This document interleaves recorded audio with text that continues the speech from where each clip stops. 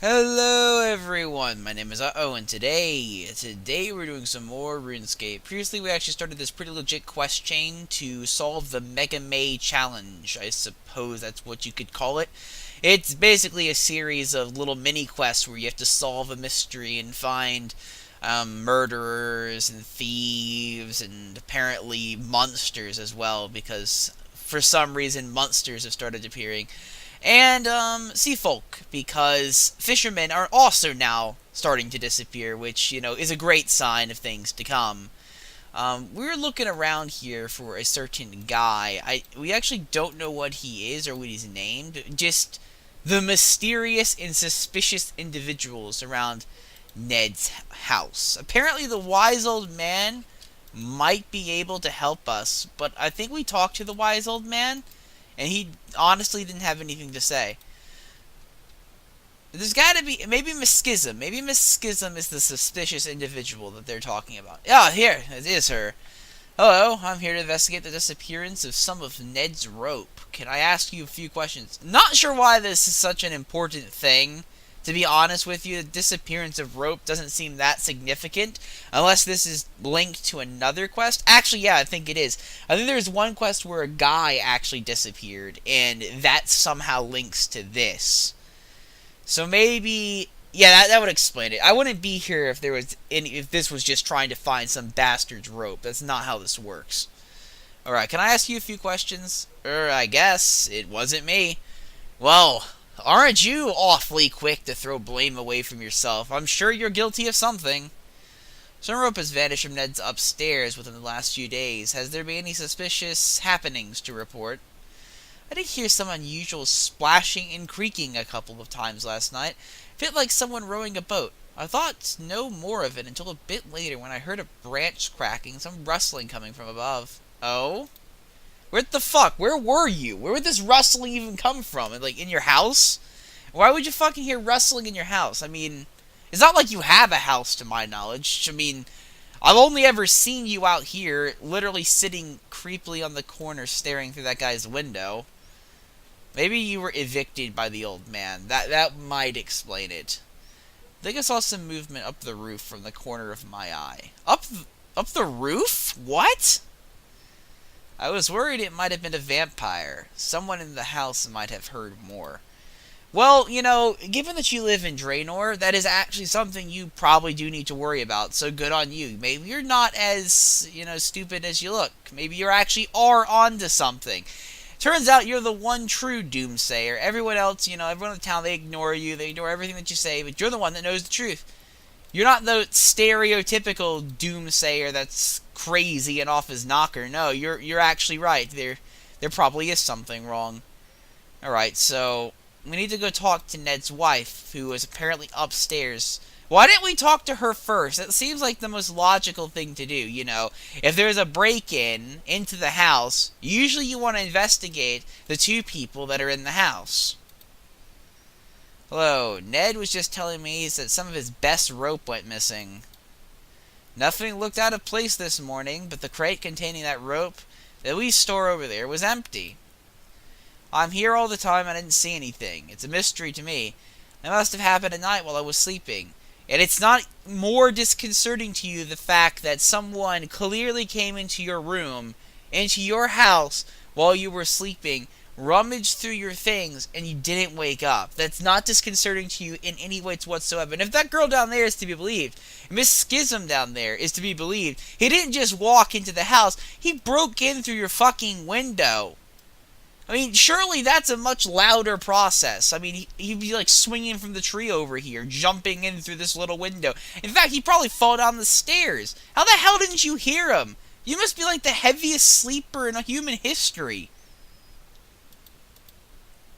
I have some additional reports of some strange noises being heard last night in the vicinity of your house. Sorry I didn't see or hear anything. They would have had some gall to sneak in while I was sleeping there, though. Terrifying if you think about it. Yeah, really. Instead, I had a lovely dream about sitting in a field with a slight breeze rustling the wheat and trees around me. That is literally the most boring dream I have ever heard in my life. Thinking about it, I had left the window on the landing ajar, but we're on the first floor. Unless they can fly, they wouldn't have been able to get in. Okay. I mean, I guess... No, they totally would have been able to get in.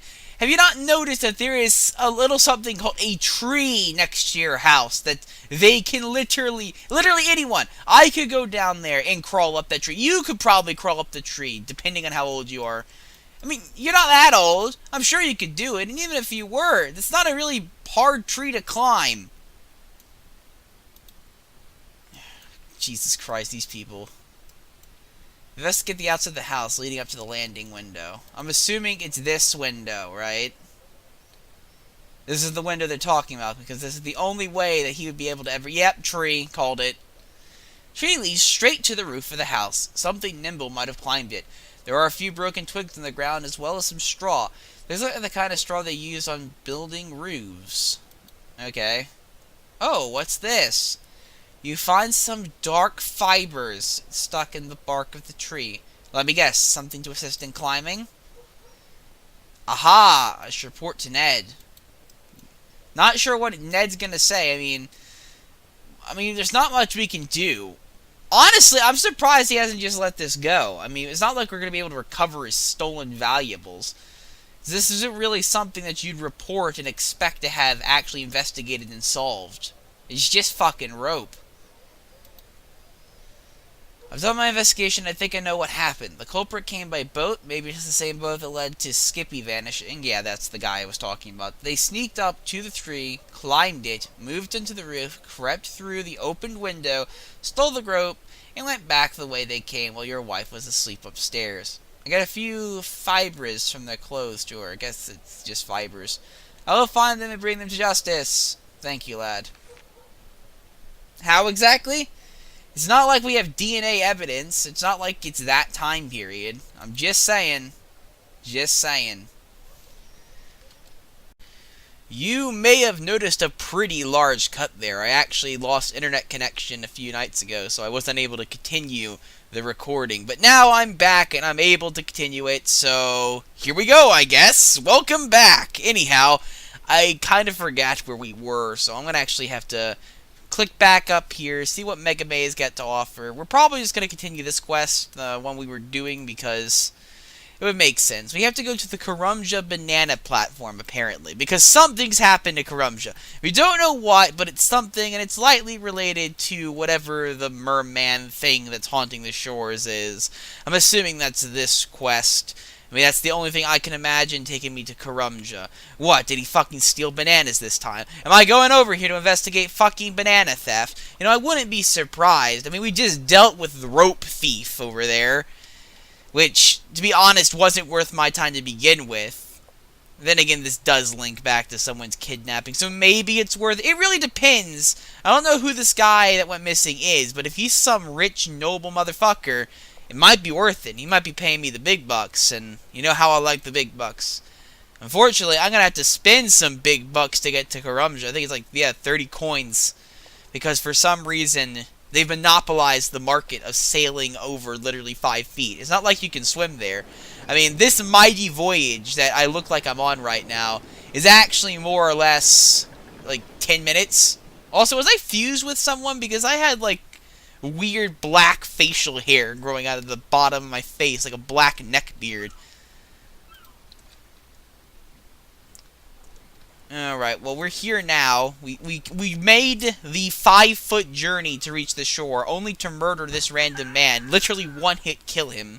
So that we could go in here and then talk to this guy. I mean, no one batted an eye at that, of course. I mean, shit like this just happens all the time in Glynor. At this point, the authorities don't care. I mean, even though there's a customs officer right now, right over there, that I'm assuming has, you know, the legal authority of the Varakian Knights or something. Even though she probably has the authority of the king, she's expected to enforce the king's law, she didn't bat a fucking eye when I murdered that guy. That's how used they are to this shit. That's how used they are to it. I mean, I suppose if I lived in an MMO, I'd probably be the same way, because players are assholes. They really are. I mean, seriously. Especially me. Especially me. Alright, Luthus, what do you have to say for yourself? You run the banana plantation, I get it. We've talked before. You don't need to reintroduce yourself. Let's talk about Meg's case. Meg sent me to investigate the theft of some... For fuck's sakes. For fuck's sakes. This guy that went missing better be some rich bastard. If this guy is some guy off the slum streets, it's just some random beggar, and he's like, "Oh, thanks for rescuing me. I wish I had something to reward you with." I'll just gut him then and there, and then I'll sell his body back to the merman that probably kidnapped him, so that I can make the big bucks, big money. Because I'm sure merman or whatever the fuck this thing is, because it's not human. It's clearly some beast from the sea. Whatever this thing is, it's got to have more money than a beggar.